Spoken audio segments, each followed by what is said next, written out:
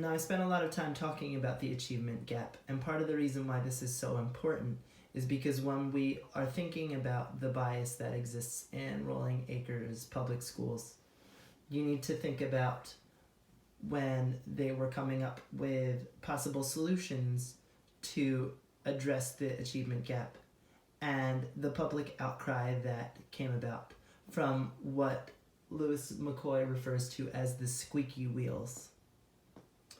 This outcry by a vocal minority, which was largely white and making a big stink over focusing on a particular racial group.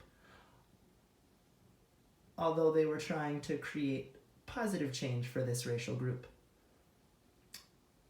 the squeaky wheels were so focused on that opportunity, not focusing on all children, or specifically their white children.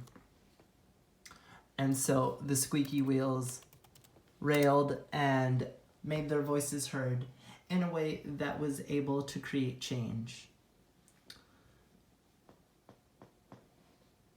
Conversely, when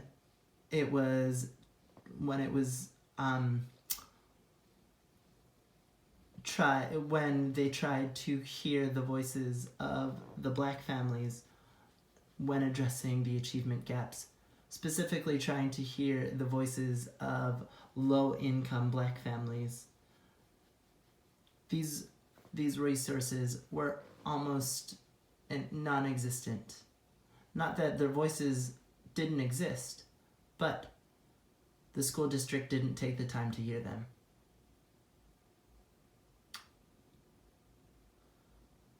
One quote in the book says, "The next superintendent that was selected was a white male, and under his leadership, the language around student performance officially transitioned from a focus on the achievement gap to achievement for all." When I read this, I was specifically reminded of the Black Lives Matter movement and how the Black Lives Matter movement is often countered by people saying all lives matter. Now, by saying all lives matter, you're not focusing on the specific issues that plague the black community. You're focusing on the fact that not all groups are represented within the particular statement, Black Lives Matter.